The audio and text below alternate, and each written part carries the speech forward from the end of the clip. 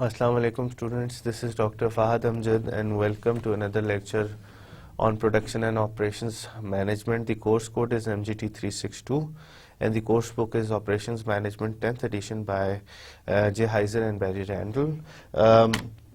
We finished our last lecture on chapter 7S, which is basically capacity and constraint management. हमने chapter 7 के अंदर processes देखे. अब इसके अंदर हम देख रहे हैं कि जी कैपेसिटी क्या होती है, डिमांड क्या होती है, what are the different concepts related to capacity and demand, manage कर किस तरीके से कर सकते हैं इन दोनों को, स्ट्रेटजीज़ क्या हैं जिससे हम कैपेसिटी को मेंटेन कर सकें या मैनेज कर सकें या डिमांड को मैनेज कर सकें. तो ओवरऑल सारी जो चीज़ें related to process yeah, things related to demand and capacities are discussed in this chapter, which is chapter 7S or the supplement of chapter 7. हमने अभी तक जो चीज़ें पढ़ ली हैं इस चैप्टर के अंदर, हमने देख लिया कि जी डिज़ाइन एंड इफेक्टिव कैपेसिटी क्या होती है, कैपेसिटी क्या होती है, डिफरेंट चीज़ों की कैपेसिटी डिफरेंट तरीके से हम देखते हैं कि जी थ्रूपुट भी देखते हैं, the amount of storage, the amount that it can hold, ये सारी की सारी. अगर आपके पास वेयर हाउस है तो उसकी अपनी कैपेसिटी है, अगर आपके पास फैक्ट्री है उसकी अपनी कैपेसिटी है, हॉस्पिटल है उसकी अपनी कैपेसिटी है. तो हमने देखा ओवरऑल कैपेसिटी क्या होती है. फिर हमने ये भी देखा डिज़ाइन एंड इफेक्टिव कैपेसिटी क्या होती है. डिज़ाइन कैपेसिटी वो होती है जो डिज़ाइन की जाती है, इफेक्टिव कैपेसिटी वो होती है जो आप उस सिस्टम को जब पूरी जान लगा के उसको चलाएं या मैक्सिमम स्पीड पे या मैक्सिमम उस पे कैपेसिटी पे उसको लेके जाएं, तो वो जो पॉइंट पहुंचता है या वो कैपेसिटी जो वो अटेन कर सकता है वो इफेक्टिव कैपेसिटी होती है. नॉर्मली डिज़ाइन कैपेसिटी से कम ही होती है इफेक्टिव कैपेसिटी, डिज़ाइन कैपेसिटी से ज़्यादा नहीं जाती. आपकी कैपेसिटी के साथ हमने स्ट्रैटेजीज़ देखी कि जी कौन सी स्ट्रैटेजीज़ होती हैं विद डिफरेंट कैपेसिटीज़. अगर आपकी कैपेसिटी कम हो रही हो, ज़्यादा हो रही हो, तो कौन सी स्ट्रैटेजीज़ हम यूज़ कर सकते हैं. इसी तरह हमने मैनेजिंग डिमांड मैनेजमेंट पढ़ी कि जी अगर आपके पास डिमांड ज़्यादा है प्रोडक्ट की तो क्या करें, डिमांड कम है प्रोडक्ट की क्या करें, अगर कम डिमांड सीजनैलिटी आ रही है डिमांड के अंदर तो फिर क्या करें. हमने ये भी देखा कि जी जब आप कैपेसिटी के डिसीजंस ले रहे होते हैं तो कौन कौन से considerations we have to keep in our mind कि जी उसका इफेक्टिव वॉल्यूम क्या है, एफिशिएंट वॉल्यूम साइज़ क्या है, चेंज के लिए अगर चेंज आनी है बाद में आपने एडिशन सब्ट्रैक्शन करनी है तो वो भी आपने अंडर कंसिडरेशन रखना है. आपने अपनी डिमांड फोरकास्ट को अंडर कंसिडरेशन रखना है. आपने इस चीज़ को अंडर कंसिडरेशन रखना है कि जी जो आप प्रोडक्ट बना रहे हो वो अपनी किस लाइफ साइकिल के अंदर है या जो आप सर्विस प्रोवाइड कर रहे हो वो अपनी किस लाइफ साइकिल की स्टेज के अंदर है. आज जो हमने ओवरऑल फिर देखनी है कि जी हाँ आज के लेक्चर के अंदर ये तो आपका इधर तक तो हमने जो पढ़ लिया ये पिछले लेक्चर तक हम पढ़ चुके हैं कि जी ये चीज़ें हमने डिस्कस की हैं. आज जो हमने देखनी है वो हमने इधर से demand and capacity management in service sector, हम देखेंगे जी किस तरीके से सर्विस सेक्टर के अंदर डिमांड एंड कैपेसिटी को मैनेज किया जा सकता है. हम बॉटलनेक एनालिसिस पढ़ेंगे, थ्योरी ऑफ कंस्ट्रेंट्स पढ़ेंगे. ये मैंने आपको इन दी इनिशियल लेक्चर और इंट्रोडक्शन ऑफ दिस लेक्चर मैंने आपको ये सारी चीज़ें बताई कि जी इनके क्या फ़ायदे क्या नुकसानात हैं. फिर हमने ब्रेक इवन एनालिसिस पढ़ना है और ब्रेक इवन एनालिसिस दो स्टेजेस के अंदर है, एक सिंगल प्रोडक्ट केस है और एक मल्टी प्रोडक्ट केस है. ठीक है, तो most probably by the end of this chapter this presentation we will be standing here. ठीक है, यहाँ तक हम पढ़ लेंगे. बाकी most probably we will be covering this multi product case in the following chapters. तो आज के लिए जो हमारा एजेंडा है कि जी बॉटलनेक एनालिसिस पढ़ लें, ब्रेक इवन एनालिसिस थोड़ा सा पढ़ लें, थ्योरी ऑफ कंस्ट्रेंट के बारे में कुछ आगाही हासिल कर लें और हम देख लें कि जी डिमांड एंड कैपेसिटी किस तरह से हम मैनेज कर सकते हैं इन सर्विस सेक्टर. ठीक है, let's start. What are the tactics for matching capacity to demand. किस तरीके से आप कैपेसिटी को डिमांड के साथ मैच कर सकते हैं. डिमांड वो होती है जो आपका कस्टमर आपसे मांग रहा होता है, कैपेसिटी वो होती है जो आप बना सकते हो या बनाने की आपके अंदर हिम्मत है. तो फर्स्ट टैक्टिक जिससे आप कैपेसिटी और डिमांड को मैनेज कर सकते हो या मैच कर सकते हो, you can make changes in staff. आप स्टाफ को कम कर सकते हो, ज़्यादा कर सकते हो, depending on your circumstances. Adjust equipment. अब मैंने आपको शुरू में इस चैप्टर के बताया था, शॉर्ट टर्म के अंदर तो सिर्फ स्केजुलिंग होती है, मिड टर्म या इंटरमीडिएट टर्म के अंदर आपके पास इक्विपमेंट की एडिशन एंड सब्ट्रैक्शन होती है। तो ये जो है मिड रेंज प्लानिंग होती है, इसके अंदर आप इक्विपमेंट को ऐड कर सकते हो, इक्विपमेंट को सब्ट्रैक्ट कर सकते हो ओनली अगर आपकी जो कैपेसिटी, आपने जो फैसिलिटी डिज़ाइन किया उसके अंदर आपने इस चीज़ को ख्याल में रखा था कि आगे टाइम में हमें ज़रूरत पड़ सकती है। तो फ्यूचर की अगर आपने कंसिडरेशन रखी हुई है तो फिर ये काम उसी तरह से हो सकता है। Adjusting equipment, purchasing additional machinery, selling और लीजिंग आउट एग्जिस्टिंग इक्विपमेंट। अगर आपकी डिमांड बढ़ रही है तो आपको नई इक्विपमेंट लगानी पड़ेगी, अगर आपकी डिमांड कम हो रही है तो जो आपकी एग्जिस्टिंग इक्विपमेंट है उसको आपको बेचना पड़ेगा या सब लीज करना पड़ेगा या सेल आउट करना पड़ेगा।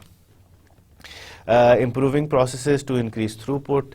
इसी तरीके से अगर आपकी डिमांड बढ़ रही है तो आप किस तरीके से डिमांड और कैपेसिटी को मैनेज करें, आप अपने प्रोसेस की थ्रूपुट इंक्रीज करें, प्रोसेस को बेहतर चलाएं, तेज़ी से चलाएं, एफिशिएंटली चलाएं, ताकि उससे जो उसकी थ्रूपुट है यानी कि the amount of units it produces in a unit amount of time, कि जी अगर एक प्रोसेस है जिससे 1000 चीज़ें 1 घंटे के अंदर निकलती है तो वो उसकी थ्रूपुट है कि जी वो 1000 चीज़ें बनाता है या 1000 यूनिट्स बनाता है in 1 unit of time which is an our.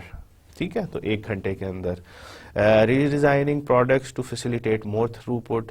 अब यही बात है, हमने पहले भी ये चीज़ें पढ़ी हैं प्रोसेस डिज़ाइन के अंदर कि जी आपका प्रोडक्ट डिज़ाइन भी बड़ा इम्पॉर्टेंट होता है। आपका प्रोडक्ट डिज़ाइन ऐसे होने चाहिए कि जी वो इजी असेंबली, इजी डिफरेंट जो एक्टिविटीज़ आपने उस पर करनी है वो इजीली हो सकें। उस पर जो इंस्पेक्शन की एक्टिविटीज़ हैं, जो उसकी असेंबली की एक्टिविटीज़ हैं, if they can be done easily without any additional effort, तो आप अपनी प्रोडक्ट की अपने जो प्रोसेस है उसकी थ्रूपुट बढ़ा सकते हो। आपने ऐसी प्रोडक्ट को डिज़ाइन ऐसे तरीके से किया है कि जी आप उस प्रोडक्ट को अच्छे तेज़ी से असेंबल कर सकते हो और फिर उसको उस असेंबली प्रोसेस से गुजार के उसको एक एंड प्रोडक्ट बना सकते हो, तो you can increase your throughput.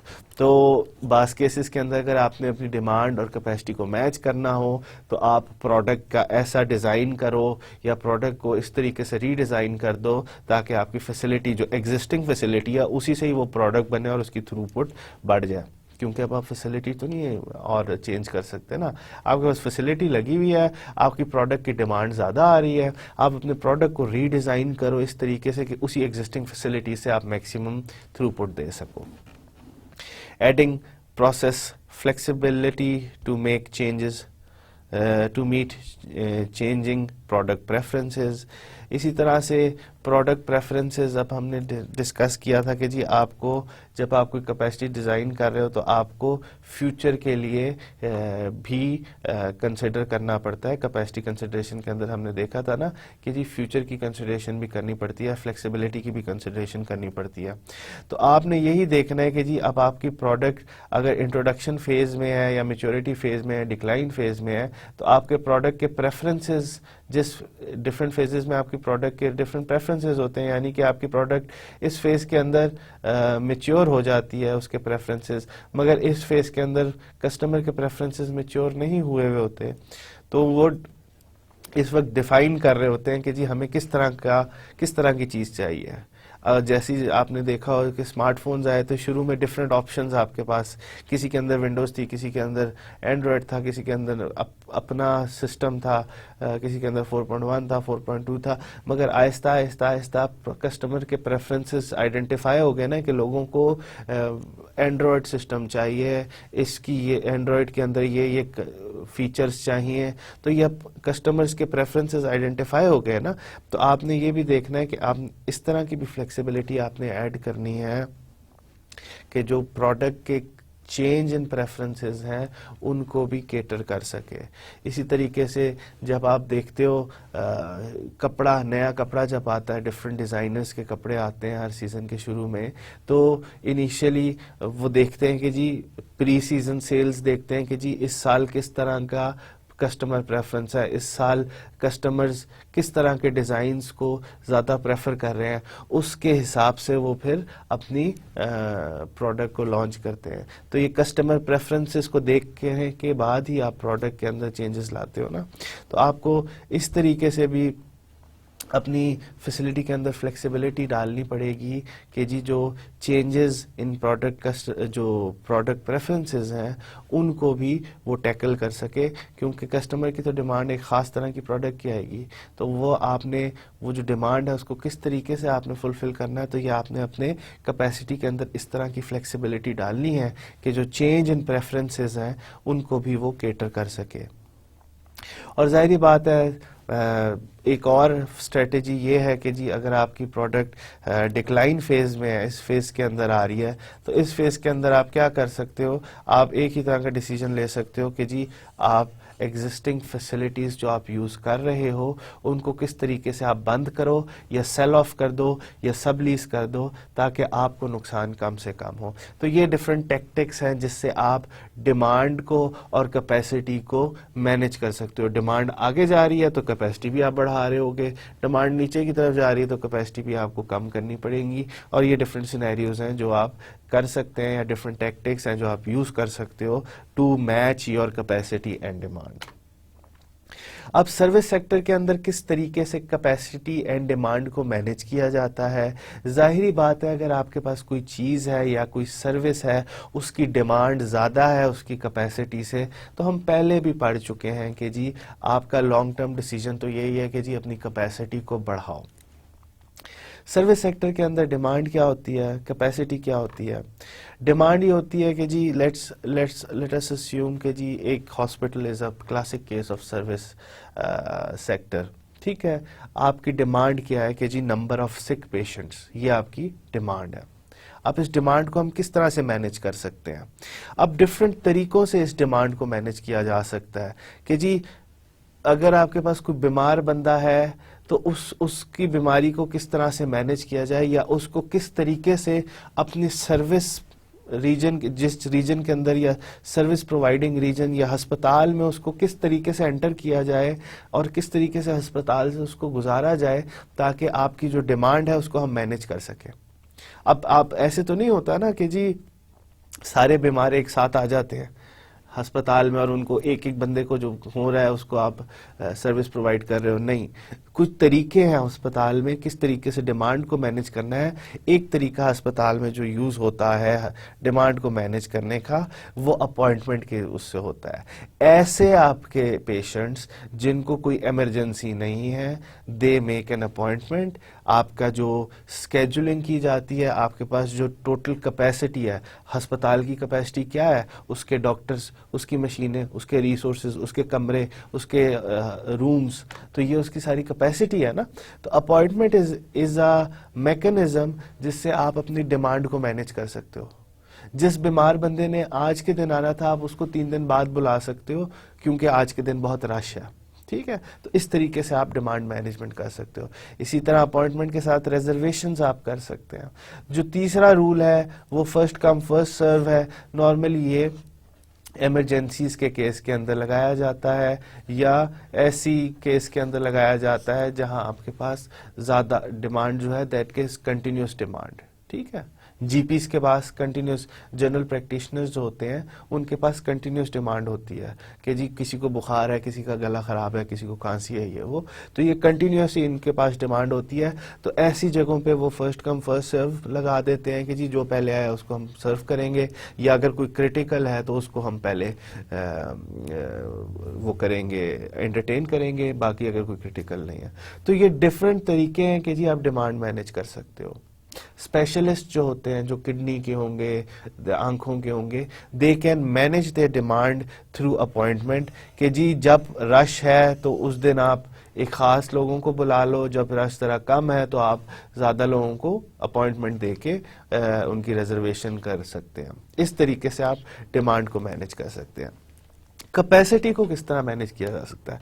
अस्पताल की कैपेसिटी क्या है? अस्पताल की कैपेसिटी उसके डॉक्टर्स हैं, उसके वो ह्यूमन रिसोर्सेज हैं जिसको वो यूज करके अपनी सर्विस प्रोवाइड कर रहे हैं। अस्पताल की सर्विस क्या है? अस्पताल की सर्विस है कि हेल्थ केयर प्रोवाइड कर रहे हैं, ठीक है ना, they are caring for your health. उसकी डिमांड क्या है?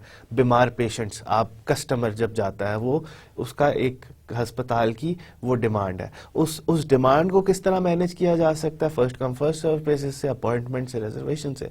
अब उस अस्पताल की कैपेसिटी क्या है कि जी उसके जो डॉक्टर्स हैं, ठीक है, उसके जो कमरे हैं जिधर आप एडमिट कर सकते हो, उसके जो सर्जरी रूम्स हैं, उसके जो डिफरेंट मशीनें हैं, एक्सरे मशीनें, एमआरआई मशीनें, ये उसके सारे के सारे कैपेसिटी हैं, कैपेसिटी के अंदर आती हैं।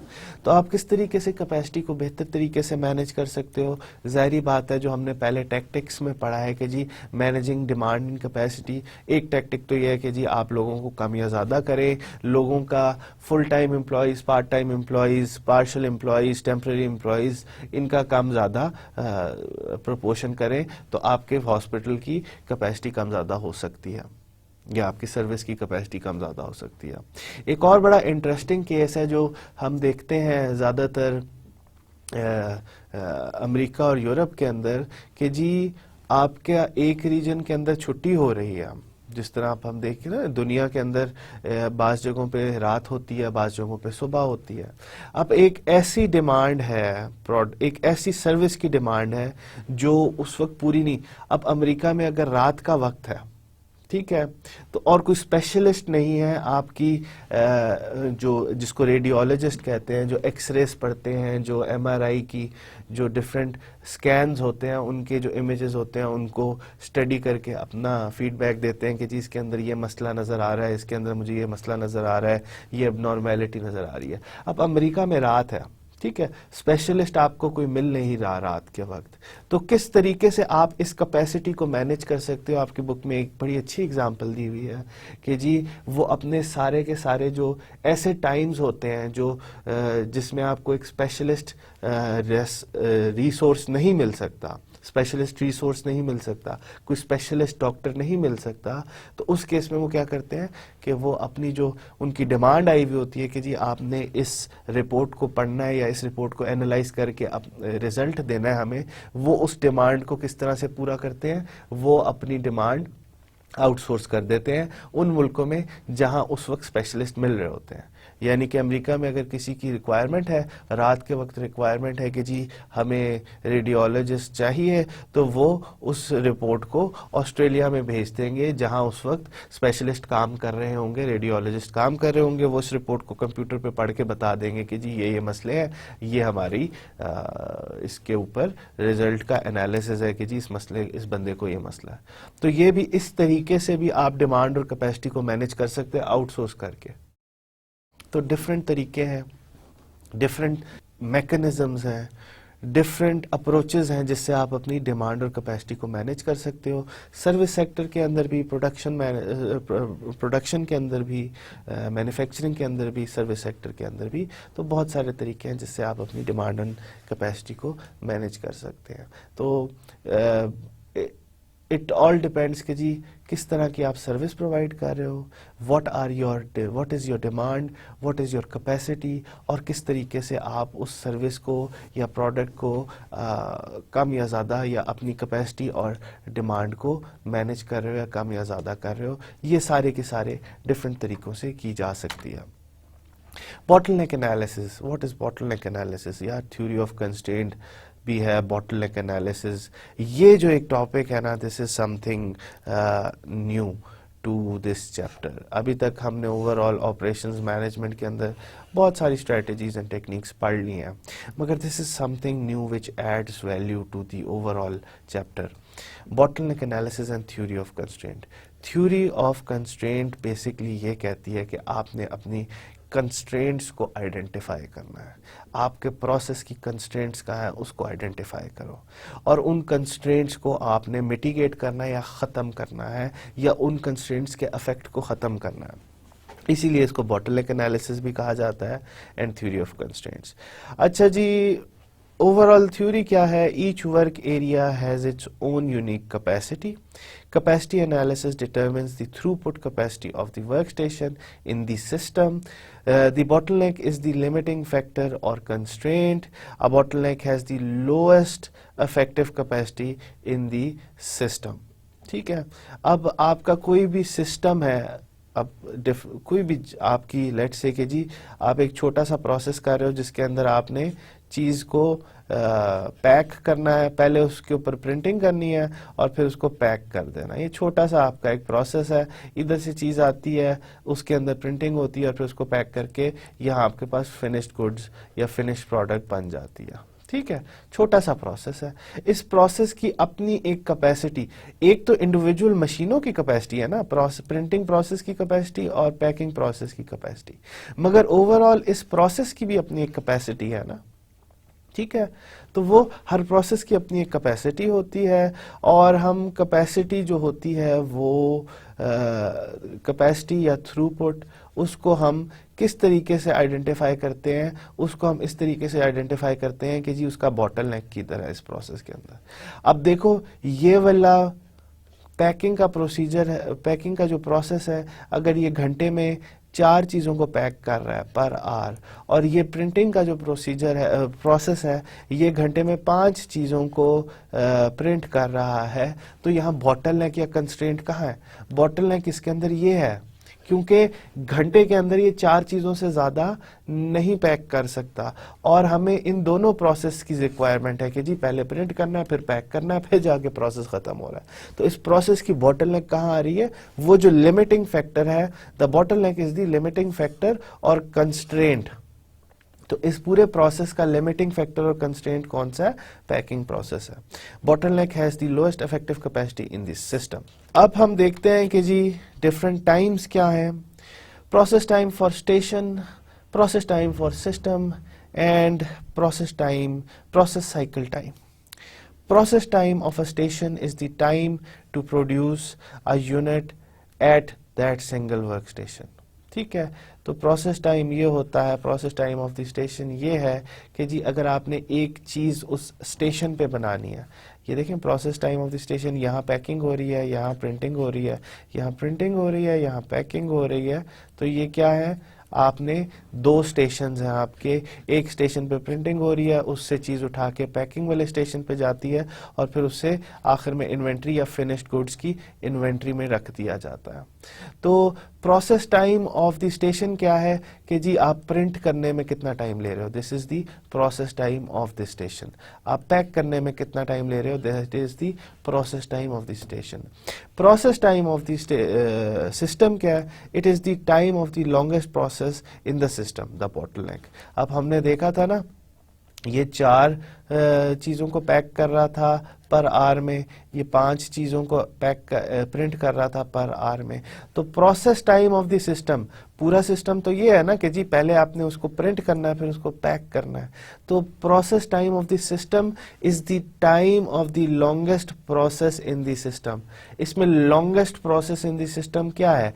पैकिंग आप 4 चीज़ों को 1 घंटे में कर रहे हो, विच मीन्स कि क्या आप ऑलमोस्ट 60 डिवाइडेड बाय 4 आप इसको करते हैं तो it is almost 230, almost it is 30 divided by 2. आप एक चीज जो है वो 15 मिनट के अंदर पैक कर रहे हैं.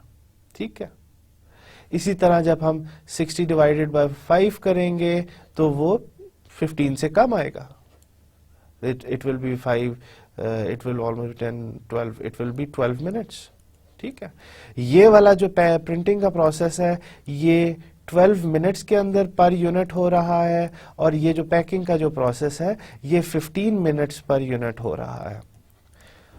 यहाँ तो 5 यूनिट्स पर आवर थी ना, 4 यूनिट्स पर आवर कि जी अगर हम उसके अंदर पेंटिंग या प्रिंटिंग करते हैं वो 5 चीजों को 1 घंटे में करता है या हर चीज को 12 मिनट में करता है। उसके बाद हम पैकिंग करते हैं तो पैकिंग का प्रोसेस है कि वो 4 चीजों को 1 घंटे में पैक कर सकता है या 15 मिनट में एक चीज को कर सकता है, पैक कर सकता है। तो process time of the system क्या है? सिस्टम तो आपके पास टोटल ये है ना कि आपने चीज लानी है, उसमें प्रिंटिंग करनी है या उसके अंदर पेंटिंग करके उसको पैक करना है, तो ये आपका सिस्टम है। अब इस सिस्टम का प्रोसेस टाइम क्या है? It is the time of the longest process in the system, the bottleneck. अब इन दोनों में से लॉन्गेस्ट प्रोसेस जो है वो ये है कि जी ये 15 मिनट ले रहा है, ये 12 मिनट ले रहा है, तो लॉन्गेस्ट प्रोसेस क्या है? ये आपकी बॉटलनेक है। Process cycle time is the time, process cycle time is about, let me से कि जी is the time it takes for a product to go through the production process with no waits। Process का cycle time ये होता है कि जी जब आप किसी चीज को इधर से घुसाए, वो चीज डिफरेंट प्रोसेसेस से गुजर के इधर से जब निकलती है, यानी कि उसके ऊपर पूरा प्रोसेस हो जाता है, उसको प्रोसेस साइकिल टाइम कहा जाता है। तो इस एग्जांपल के अंदर हमारे पास प्रोसेस साइकिल टाइम क्या होगा? 12 मिनट। पहले प्रोडक्ट जाएगी, वो 12 मिनट इस प्रोसेस से गुजरेगी, फिर वो 15 मिनट दूसरे वाले प्रोसेस से गुजरेगी, तो आपके पास टोटल प्रोसेस टाइम इसके अंदर 27 मिनट्स आ जाएगा। ठीक है, तो इसको प्रोसेस टाइम कहा जाता है। तो प्रोसेस साइकिल टाइम यह है कि जी एक प्रोसेस को खत्म करने में कितना टाइम लगता है। प्रोसेस का टाइम ऑफ द सिस्टम क्या है? Process time of the system वो ये है कि जी सबसे ज्यादा टाइम किस चीज के अंदर लग रहा है। Process time of the station क्या है कि जी हर स्टेशन या हर जगह पे जहां आप जो काम कर रहे हो उसका इंडिविजुअल टाइम कितना है। ये एग्जाम्पल देखें, इसके अंदर एक प्रोडक्ट आती है, वो पहले ये वाला जो प्रोसेस है ए, ये प्रोसेस 2 मिनट में एक चीज को कर सकता है, प्रोसेस कर सकता है। यानी कि अगर इसके अंदर इस एक्टिविटी को आपने करना है तो आपको 2 मिनट चाहिए एक एक्टिविटी करने के लिए। फिर इधर से चीज जाती है आगे इन्वेंट्री के अंदर स्टोर हो जाती है, उसका कोई हमें टाइम नहीं दिया हुआ। इन्वेंट्री के स्टोर होने के बाद अगले प्रोसेस में जाती है जिसको हम प्रोसेस बी कह रहे हैं, वो 4 मिनट लेती है एक यूनिट पे काम करने के। और फिर तीसरे प्रोसेस में जाती है, वो 3 मिनट लेते हैं एक यूनिट के अंदर जाने में। तो अब इसके अंदर हमारा वो क्या होगा, बॉटलनेक क्या होगा? बॉटलनेक हमारे पास इसके अंदर ये वाला सिस्टम होगा। क्यों? ये वाली प्रोसेस होगा which is the process B, क्योंकि ये सबसे ज्यादा टाइम ले रहा है। ठीक है, तो ओवरऑल हमारे पास प्रोसेस का साइकिल टाइम क्या होगा? प्रोसेस का साइकिल टाइम 2 होगा, प्लस 4 होगा, प्लस 3 होगा। हमारे पास process time of the system क्या होगा? Process time of the system हमारे पास 4 होगा, क्योंकि ये इस पे सबसे ज्यादा टाइम हमारे पास लग रहा है। हमारे पास process time of the stations क्या है? This is the process time of the stations, इस पे 2 मिनट लग रहे हैं। This is the process time of the station, इस पे 4 minute. Process time of the station A, process time of the station B, process time of the station C which is equal to 3 minutes. ठीक है, अब हम देखते हैं कि जी overall हम सिस्टम की कैपेसिटी किस तरह से निकाल सकते हैं। ये आपके पास पहली एग्जांपल है जिसके अंदर हम देख रहे हैं सैंडविच की जो असेंबली हो रही है। किसी भी सैंडविच को हम असेंबल कर रहे हैं, उस सैंडविच का क्या एक्टिविटीज, डिफरेंट एक्टिविटीज और वो कितना टाइम लेती हैं। हमारे पास 2 आइडेंटिकल लाइंस हैं या 2 आइडेंटिकल प्रोसेसेस हैं।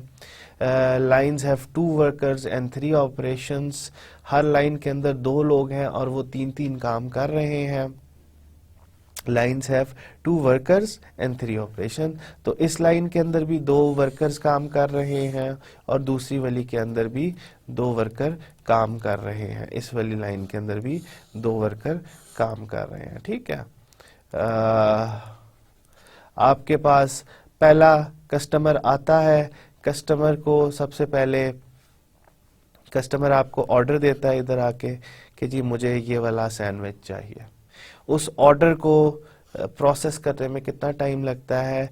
30 सेकंड लगते हैं पर सैंडविच। ठीक है कि जी वो आया, कस्टमर ने अपना ऑर्डर बताया कि यार मुझे इस तरह का चाहिए, उसके अंदर ये डालो, उसके अंदर चीज़ डालो, उसके अंदर प्याज डालना है नहीं डालना, उसके अंदर चिकन डालना है, जो भी करना है। फिर उसके बाद क्या किया जाता है, उस ऑर्डर को सेटिस्फाई करने के लिए डिफरेंट प्रोसेस से गुजारा जाता है।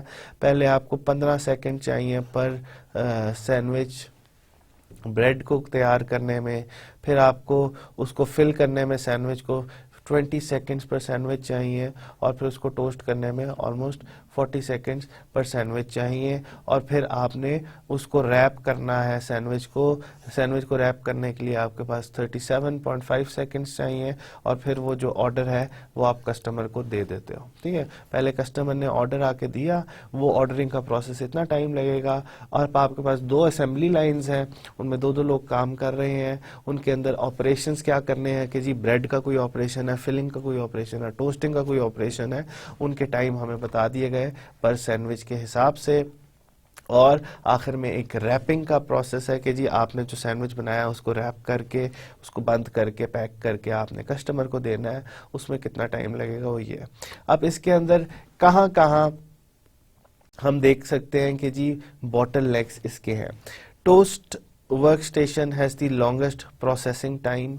अब आप देखें कि जी ये वाला जो प्रोसेसिंग टाइम है सबसे ज़्यादा इस एक्टिविटी का है, टोस्टिंग का। The 2 lines each deliver a sandwich every 40 seconds so that the process time of the combined lines is about 20 seconds। कि जी हर 40 seconds आप इसके अंदर इस प्रोसेस के अंदर आप हर 40 सेकंड बाद ही नया सैंडविच निकाल सकते हो ना, क्योंकि आपका जो सबसे ज़्यादा जो इसके अंदर सबसे ज़्यादा प्रोसेस टाइम जिसका है वो टोस्टिंग का है, प्रोसेस है। तो आपके पास 2 लाइनें हैं, तो आप उसके अंदर हर 20 सेकंड बाद एक टोस्टिंग का ऑर्डर, यानी कि ऑर्डर हर 20 सेकंड बाद आप निकाल सकते हो, क्योंकि 2 लाइनें हैं। आपका इंडिविजुअल प्रोसेस जो है टोस्टिंग का, इट टेक्स 40 सेकंड्स। और जाहिर बात है कि अगर मैं हर 40 सेकंड बाद इन एक्टिविटीज के अंदर एक नया ऑर्डर भेजूंगा तो वो हर 40 सेकंड बाद ही सेटिस्फाई होगा ना।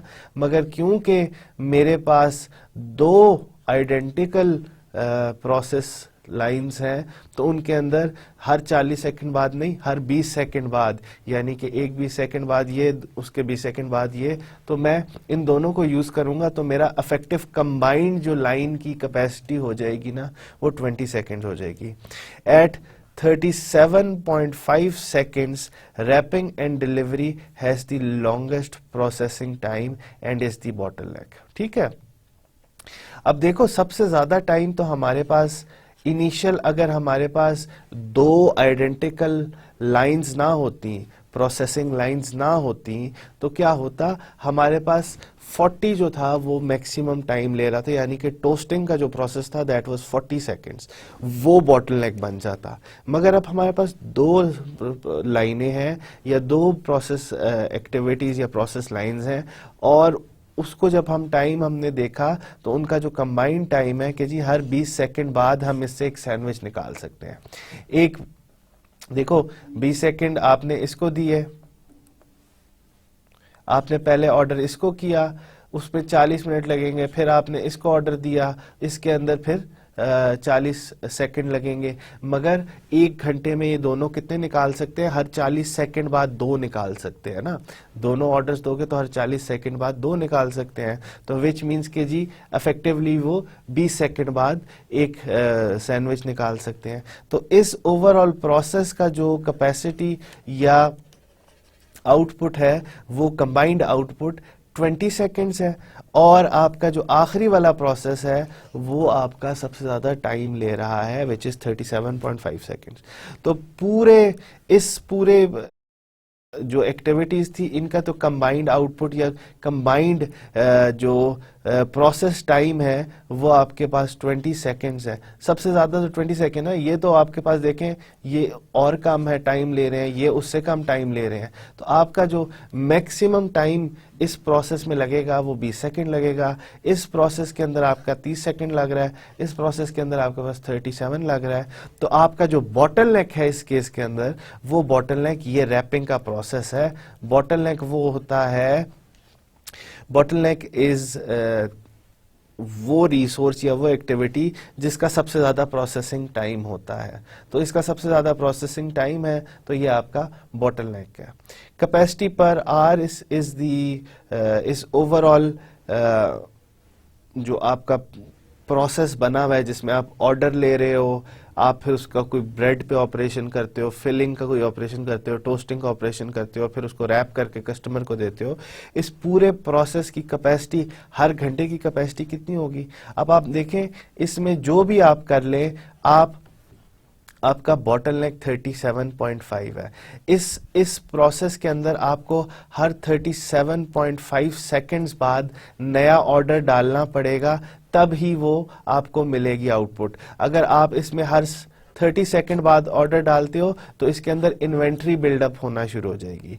तो if in order to have zero inventory, आपको हर 37.5 सेकेंड्स बाद इस प्रोसेस के अंदर एक ऑर्डर डालना पड़ेगा और आपको ऑर्डर आउटपुट, एक आउटपुट पे ऑर्डर मिलेगा। ठीक है, तो इसके अंदर जो कैपेसिटी क्या है एक घंटे की, उसकी कैपेसिटी इतनी है कि जी आपके पास 3600 सेकेंड्स होते हैं हर घंटे के अंदर। उसको जब हम डिवाइड कर देते हैं 37 या बॉटलनेक की जो कैपेसिटी है उसके साथ, तो आपको पता चल जाएगा कि जी 96 सैंडविचेस पर आवर आप इस प्रोसेस से, या इस प्रोसेस की कैपेसिटी है, आप इस प्रोसेस से 96 सैंडविचेस पर आवर निकाल सकते हो। प्रोसेस की साइकिल टाइम क्या होती है? प्रोसेस की साइकिल टाइम ये होती है कि जी the time it takes for from the start till end. ठीक है, तो अब हमने लेट से कि जी एक ऑर्डर आया, तो ऑर्डर का ओवरऑल ऑर्डर का प्रोसेस टाइम क्या होगा? सबसे पहले वो 30 सेकंड लेगा at this stage, ordering stage, फिर वो 15 सेकंड लेगा एट ब्रेड, एट 20 सेकंड्स लेगा एट फिलिंग स्टेशन, 40 सेकंड लेगा एट टोस्टिंग स्टेशन और 37.5 सेकंड्स लेगा वो एट रैपिंग स्टेशन। तो आपका जो प्रोसेस का साइकिल टाइम है वो 142.5 सेकंड्स है। ठीक है, इस प्रोसेस को कंप्लीट करने का टोटल टाइम क्या है? That is the process cycle time.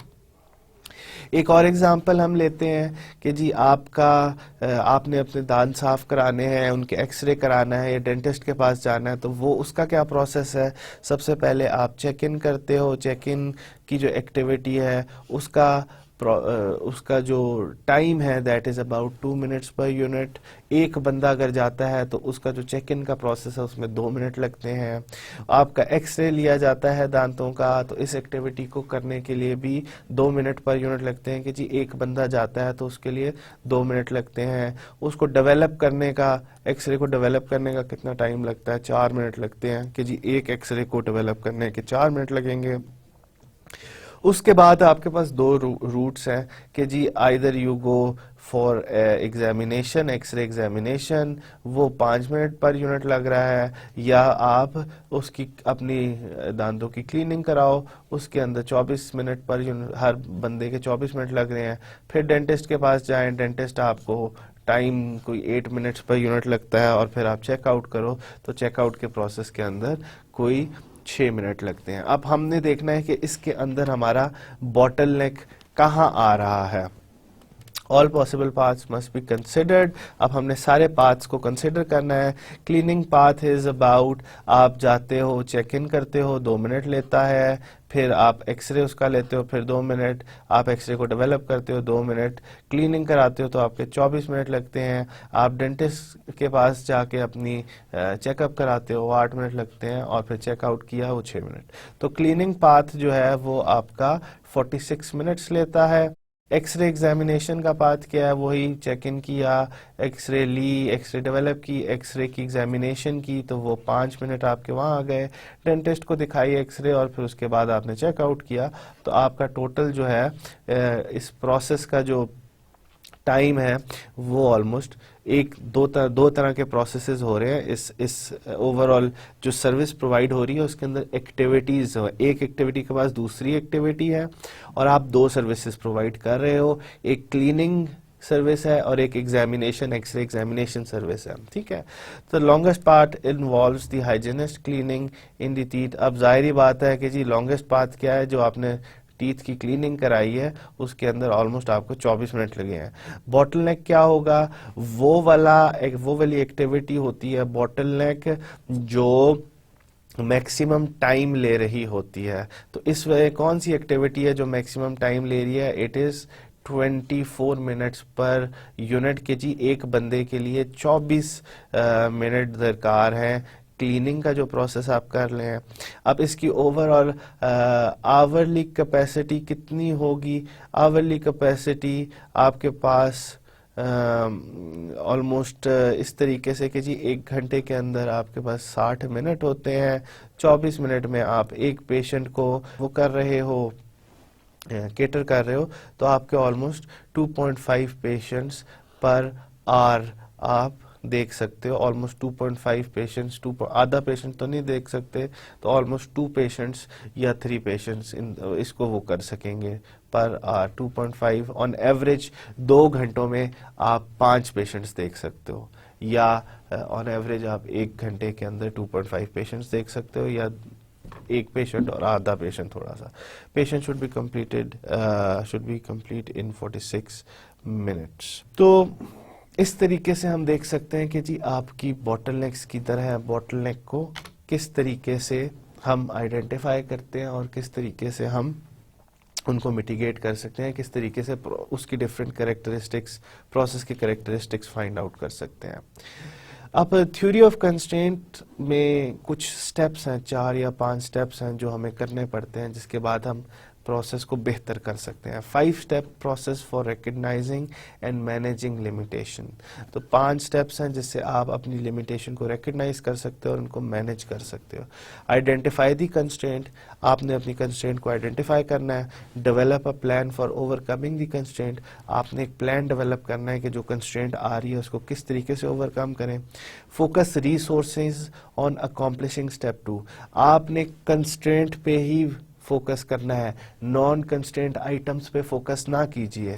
Reduce the efforts of reduce the effects of constraint by overloading work or expanding capacity। अब आपकी जो constraint आपने जो identify कर ली है उसको आपने constraint को किस तरीके से ख़त्म करना है, आपने efforts उस constraint पे ही रखनी है और उसकी expand capacity को बढ़ाना है, या बेहतर तरीके से scheduling करें ताकि आपकी overall जो constraint की throughput है वो बढ़ जाए। Once overcome, go back to step 1 and find out the new constraint। तो ये जो process है ना, it is not one step process, it is a continuous process। आपने हर stage पे constraint identify करनी है, constraint को बेहतर करना है और फिर से वापस पूरे सिस्टम की कंस्ट्रेंट देखनी है, फिर नई जो कंस्ट्रेंट आएगी उसको बेहतर करेंगे, फिर से नई कंस्ट्रेंट आएगी उसको बेहतर करना है। तो आहिस्ता आहिस्ता आहिस्ता आहिस्ता जब आप कंस्ट्रेंट खत्म करेंगे तो आपकी नई कंस्ट्रेंट्स आना शुरू हो जाएंगी, फिर उससे हमें नई कंस्ट्रेंट को बेहतर करना होगा। तो bottleneck management, release work orders to the system at the pace set by the bottleneck. Theory of constraint आपको ये कहती है कि जी आपने पहले कंस्ट्रेंट आइडेंटिफाई करनी है, कंस्ट्रेंट को ख़त्म करना है, उसके अंदर रिसोर्सेज, अगर आपकी ऐसी कंस्ट्रेंट आ रही है कि जी हमारी ये एक्टिविटी है इसमें टाइम लग रहा है, तो उसको आप किस तरीके से ख़त्म कर सकते हो, आप एक और ऑपरेटर और एक और मशीन डाल दो उस जगह पे, तो वो कंस्ट्रेंट ख़त्म हो गई। अब नई कंस्ट्रेंट बनेगी प्रोसेस की कि जी इस प्रोसेस पे तो नहीं आ रही, उससे पिछले प्रोसेस पे, फिर उस पर आपने फोकस करना है। तो थ्योरी ऑफ कंस्ट्रेंट कहती है कि जी आप कंस्ट्रेंट को आइडेंटिफाई करो, कंस्ट्रेंट को मिटिगेट करो या कंस्ट्रेंट को ख़त्म करने की कोशिश करो। बॉटलनेक मैनेजमेंट क्या कहती है कि जी आपने release work orders to the system at the pace set by the bottleneck. अब आपका एक प्रोसेस है जो सबसे ज़्यादा टाइम ले रहा है, तो आपने उस पूरे अभी मैंने आपको एग्जांपल बताई थी ना, ये पैकेजिंग, टोस्टिंग और इसकी कि जी आपका जो टोस्टिंग का प्रोसेस था वो 40 मिनट ले रहा था। उससे पहले फिलिंग का प्रोसेस था, उससे पहले आपका ब्रेड का कोई प्रोसेस था, ये आपके पास टोस्टिंग का प्रोसेस था और ये 40 मिनट ले रहा था। अब आप इस प्रोसेस के अंदर हर 40 मिनट बाद ही भेजोगे चीज़ को तो वो चीज़ निकलेगी। क्यों? 40 मिनट बाद, 40 सेकंड बाद भेजोगे तो एक चीज डालोगे दूसरी चीज निकलेगी, फिर 40 सेकंड बाद दूसरी डालोगे तो निकलेगी। वरना 40 से कम टाइम में यानी कि 30 सेकंड बाद चीजें भेजोगे तो इस प्रोसेस के अंदर ओवरऑल इन्वेंटरी जो है वो बढ़ना शुरू हो जाएगी। वो हम नहीं चाहते। तो इसको पेस, हमने सिस्टम को उसी पेस से वर्कलोड देना है जो उसकी बॉटलनेक की कैपेसिटी है। Lost time at the bottleneck represents the lost time of the whole system. अगर आपने बॉटलनेक पे टाइम जाया किया, ठीक है, बॉटलनेक पे टाइम जाया करने का मतलब है कि जी पूरे सिस्टम का टाइम जाया हुआ। Increasing the capacity of a non bottleneck station is a mirage. आप बेशक इसकी कैपेसिटी बढ़ा दो और इसके ऊपर एक एडिशनल मशीन लगा दो, कोई फायदा नहीं होगा। आपकी कंस्ट्रेंट जो है वो ये है, जब तक आप इस कंस्ट्रेंट के लिए एक एडिशनल मशीन नहीं लगाओगे तब तक आपकी सिस्टम की थ्रूपुट नहीं बढ़नी। कैपेसिटी जो आपकी कंस्ट्रेंट है, जो आपकी बॉटलनेक है, उस पे आपने फोकस करना है। उस बॉटलनेक की कैपेसिटी बढ़ाएं ताकि सिस्टम की ओवरऑल कैपेसिटी बढ़ेगी। अगर आप नॉन बॉटलनेक रिसोर्सेज की कैपेसिटी बढ़ाओगे फायदा कुछ नहीं होगा, क्योंकि आपके जो पूरे सिस्टम की पेस है that is governed by the bottleneck. तो बॉटलनेक पे आपने फोकस करना है। Increasing the capacity of the bottleneck increases the capacity of the whole system. Bottleneck पे की कैपेसिटी बढ़ाएंगे तो पूरे सिस्टम की कैपेसिटी बढ़ेगी। इसका मतलब यही है कि जी 1 लीटर की बोतल है, उसके मुंह आप मोटा लगाओगे, उसका जो बॉटल का जो मुंह होता है या बॉटल की नेक मोटी होगी तो उससे ज्यादा पानी तेजी से निकलेगा। बॉटल नेक पतली होगी तो उससे पानी आहिस्ता आहिस्ता निकलेगा। पानी जितना ज्यादा आपने या जितना ज्यादा थ्रूपुट करना है किसी भी प्रोसेस की, तो उसके बॉटल नेक की कैपेसिटी को कम या ज्यादा करना होगा, तभी आपका ओवरऑल प्रोसेस से थ्रूपुट या प्रोसेस की कैपेसिटी बढ़ेगी। तो नॉन बॉटलनेक रिसोर्सेज के ऊपर ना फोकस करें, ओनली बॉटलनेक रिसोर्सेज पे फोकस करें। जो आज हम अब एक theory of constraint and bottleneck analysis के बाद जो आज का जो लास्ट टॉपिक है वो ब्रेक इवन एनालिसिस है। ब्रेक इवन एनालिसिस बेसिकली आपको एक पॉइंट बताता है कि जी किस पॉइंट पे हमारे रेवेन्यूज, जो हमारी कॉस्ट्स हैं और जो हमारे प्रॉफिट्स हैं, जो हमारे रेवेन्यूज हैं वो इक्वल हो रहे हैं। देखते हैं कि जी ब्रेक इवन एनालिसिस क्या है। Techniques for evaluating processes and equipment alternative. Break even analysis use होता है प्रोसेसेस को एवेल्युएट करने के लिए और इक्विपमेंट को एवेल्युएट या डिसीजन मेकिंग के लिए कि जी कौन सा प्रोसेस इस्तेमाल करें, कौन सी इक्विपमेंट इस्तेमाल करें। Objective is to find a point in dollar और units at which the cost equal revenues. इसका ओवरऑल ऑब्जेक्टिव ये होता है वो पॉइंट फाइंड करो आइदर इन डॉलर्स और इन यूनिट्स कि जिस पे आपकी कॉस्ट और आपके जो रेवेन्यूज हैं वो इक्वल हो रहे होते हैं। Requires estimations of fixed cost, variable cost and revenue. Break even analysis करने के लिए आपको फिक्स्ड कॉस्ट पता होनी चाहिए, वेरिएबल कॉस्ट पता होनी चाहिए और आपके रेवेन्यूज या जो आप प्रॉफिट्स निकाल रहे हो उससे वो पता होने चाहिए।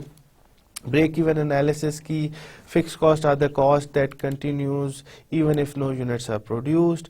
बेसिकली फिक्स्ड कॉस्ट वो होती हैं कि जी आपने एक फैक्ट्री लगाई है, उस फैक्ट्री के अंदर जितना आपका पैसा लगा है उसका टैक्स कितना भर रहे हो, उसके लिए आपने कितना इंटरेस्ट लिया है, कितनी पेमेंट जो आपकी जेब से निकला है, that is the fixed cost. अभी उस फैक्ट्री ने एक यूनिट भी नहीं बनाई मगर आपकी फिक्स्ड कॉस्ट लग गई है। वेरिएबल कॉस्ट वो होती हैं जो यूनिट्स जितनी ज्यादा उससे आउटपुट होती है उतनी ज्यादा वो कॉस्ट बढ़ती जाती है। Normally variable cost labour cost होती है, मटेरियल कॉस्ट होती है। ठीक है कि जी अब आपने एक फैक्ट्री लगाई 20,000 की और वो फैक्ट्री गत्ता बनाने की थी। उस गत्ता बनाने की कॉस्ट पॉइंट लेट से कि जी 1 रुपया पर गत्ता है, मगर अब आपने उस फैक्ट्री में अपना 20,000 रुपया तो डाल दिया ना, तो वो 20,000 रुपया उसकी फिक्स कॉस्ट है और एक गत्ता बनाने के लिए आपको 1 रुपया की जरूरत है, तो 20,000 plus 1 rupee that is the total cost कि जी फिक्स कॉस्ट प्लस एक चीज बनाने के लिए वो उसकी एडिशनल वेरिएबल कॉस्ट है। तो आप उससे जितनी ज्यादा चीजें बनाओगे तो उतनी ज्यादा कॉस्ट होती जाएगी, 20,000 प्लस 2, 3, 4, 5, 6 या जितनी भी उससे आउटपुट निकालोगे।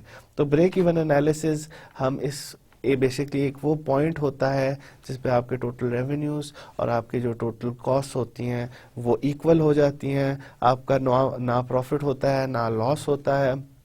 बेसिकली डिफरेंट ऑल्टरनेटिव्स को चेक करने के लिए कि जी कौन सी मशीन खरीदूं, कौन सी इक्विपमेंट खरीदूं, डिफरेंट ऑल्टरनेटिव्स को चेक करने के लिए या डिसीजन लेने के लिए इस्तेमाल होता है break even analysis. Break even analysis के अंदर कुछ अजम्पशंस होती हैं दैट आर वेरी इंपॉर्टेंट कि जी इसके अंदर ये अजम्पशन की जाती है कि जी जो आपकी fixed cost and variable cost जो है दे आर लीनियर, सीधी होंगी। इसके अंदर ये अजम्पशन नहीं की जाती कि जी वो they can be non linear. Non linear इस तरह की टेढ़ी हो सकती है, एक्सपोनेंशियल या ऐसे करके टेढ़ी जिसके अंदर कर्व होता है। इसके अंदर अजम्पशन की जाती है कि जी आपके रेवेन्यूज और लीनियर फंक्शन, सीधी लाइनें होंगी। रियल वर्ल्ड के अंदर ये केस नहीं होता, नॉर्मली आपकी नॉन लीनियर फंक्शंस होते हैं कॉस्ट के एंड रेवेन्यूज के। कॉस्ट और रेवेन्यूज के किस तरह के फंक्शंस होते हैं? रेवेन्यूज क्या होते हैं? आप कोई चीज बेचते हो, उस चीज को बेचने से जो आपको फायदा होता है, ठीक है। अब बाज दफा ये भी होता है कि आप अपने कस्टमर को कहते हो मुझसे 200 चीजें लोगे तो इस प्राइस पे मिलेंगी, 250 चीजें लोगे तो इस प्राइस पे मिलेंगी। तो अब ये फंक्शन क्या, ये लीनियर नहीं रहा, ये नॉन लीनियर हो गया है, या ये स्टेप वाइज लीनियर हो गया कि जी 200 चीजें लोगे तो इस फंक्शन पे मिलेंगी, इस प्राइस पे मिलेंगी, 250 लोगे तो इस प्राइस पे मिलेंगी, ये पर यूनिट, ठीक है। तो इसके अंदर क्या हो रहा है, स्टेप वाइज चेंजेस आ रही हैं, तो ये नॉन लीनियर हो गया। इधर तक ये लीनियर है और फिर इधर तक ही लीनियर है, मगर ओवरऑल ये नॉन लीनियर है। तो पहली अजम्पशन ब्रेक इवन एनालिसिस के अंदर होती है कि जी cost and revenues are linear functions. We actually और दूसरी अजम्पशन इसके अंदर ये है कि जी we actually know the cost, fixed cost and variable cost. Normally ये fixed cost and variable cost in advance हमें पता तो होती है, मगर नॉर्मली नहीं भी पता होती, मुश्किल होती है फाइंड आउट करना। तीसरी चीज, ये टाइम वैल्यू ऑफ मनी को इग्नोर कर रहे होते हैं। टाइम वैल्यू ऑफ मनी ये होती है कि जी आपके पास 1,000 रुपया आज पड़ा हुआ है, ठीक है, आप 1,000 रुपया से क्या कर सकते हो एक साल के अंदर, that is the time value of money. ये एक ऐसा कॉन्सेप्ट होता है जो हम एमपीवी के अंदर भी यूज करते हैं, अपॉर्चुनिटी कॉस्ट इसको कहते हैं। तो ब्रेक इवन एनालिसिस के अंदर अपॉर्चुनिटी कॉस्ट या टाइम वैल्यू ऑफ मनी नहीं कंसिडर की जाती, इग्नोर कर दी जाती है। इसी तरह इसके अंदर ये अजम्पशंस की जाती हैं कि जी आपको अपने रेवेन्यूज, अपनी फिक्स्ड कॉस्ट, अपने प्रॉफिट्स, इनका सारों का पता होगा या इनका अंदाजा होगा। और इसी तरह से एक तीसरी अजम्पशन इसके अंदर ये की जाती है कि जी आपके cost and revenues are linear function, जो नॉर्मली लीनियर होते नहीं हैं, ठीक है। किस तरह से किया जाता है ब्रेक इवन एनालिसिस? आप volume of units and cost in dollars या रुपीज, आप इस तरीके से वॉल्यूम को आप एक्स एक्सिस पे डालते हो, कॉस्ट को आप वाई एक्सिस पे डालते हो। अब ये क्या बात है, आपने कोई भी चीज, लेट से आपने एक छोटा सा प्लांट लगाया, छोटा सा कारखाना लगाया, आपने उससे अभी तक कोई भी चीज नहीं बनाई, ठीक है, आपने उस कारखाने से अभी तक कोई चीज नहीं बनाई, मगर आपकी कॉस्ट उस पे ऑलमोस्ट $200 लग गई है उस छोटे से कारखाने पे, ठीक है। अब उससे आप जैसे जैसे चीजें बनाओगे तो आपकी एक फंक्शन क्या होगी, या आपकी ओवरऑल कॉस्ट होगी। जैसे जैसे उस कारखाने से कोई चीज बनाओगे तो वो कॉस्ट आपकी बढ़ेगी, ठीक है। जितनी ज्यादा चीजें बनाओगे उतनी ज्यादा आपकी कॉस्ट होगी, ठीक है। अब आपने उन चीजों को बेचोगे तो आहिस्ता आहिस्ता आपको प्रॉफिट मिलेगा, ठीक है। एक चीज बेचोगे, 2 चीजें बेचोगे, 200 बेचोगे, इसी तरह आहिस्ता आहिस्ता आप 800-900 चीजें, ऑलमोस्ट 1000 चीजें बेचेंगे, तो ये आपका रेवेन्यूज, टोटल रेवेन्यूज की लाइन आ रही है। ये टोटल कॉस्ट आ रही है कि जी आपने अपना कारखाना लगाया, कारखाने से अभी कोई चीज बनाई नहीं मगर आपके $200 लग गए हैं। अब जैसे जैसे उसे चीजें बनाओगे तो आपका एक टोटल कॉस्ट बढ़ती जाएगी, तो ये टोटल कॉस्ट लाइन है।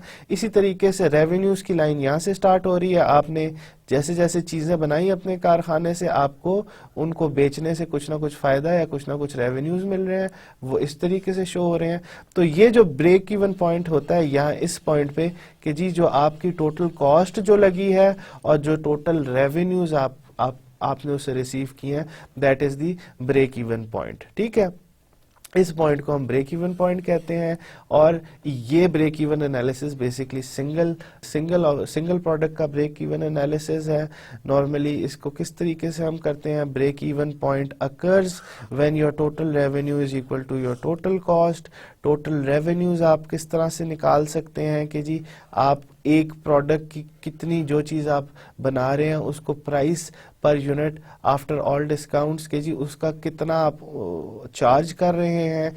X is the number of units कि जी कितनी चीजें आपने उसकी बनाई हैं या कितनी चीजें बेची हैं। टोटल रेवेन्यू क्या होगा कि जी आपको हर चीज से कितना फायदा हो रहा है और कितनी चीजें आपने बेची हैं, that is your total revenue. और F represents your fixed cost which is कारखाना बनाने की जो हमने देखी थी, that is fixed cost, plus variable cost वो कि जी हर चीज बनाने में आपकी कितनी कॉस्ट बन रही है। तो टोटल कॉस्ट, टोटल रेवेन्यूज आपके वो है कि जी जितना आप चीज पे प्रॉफिट ले रहे हैं और कितनी चीजें आपने बेची हैं। टोटल कॉस्ट आपकी fixed cost and variable cost का एडअप है। फिक्स्ड कॉस्ट तो होगी ही होगी, variable cost is a function कि कितनी ज्यादा आपने चीजें बनाई हैं। तो break even point in units, यानी कि break even point in units X हम इधर रिप्रेजेंट कर रहे हैं। इस तरीके से जब इन दोनों को इक्वेट करेंगे तो आपके पास वो ब्रेक इवन पॉइंट आ जाएगा जो एक्स की वैल्यू आपको बता देगा। आप इधर से हम एक्स की वैल्यू निकालते हैं तो हम कैसे निकालेंगे, एक्स की वैल्यू इस इक्वेशन को जब हम सॉल्व करेंगे तो हमारे पास आ जाएगा p of x minus v of x equals to f।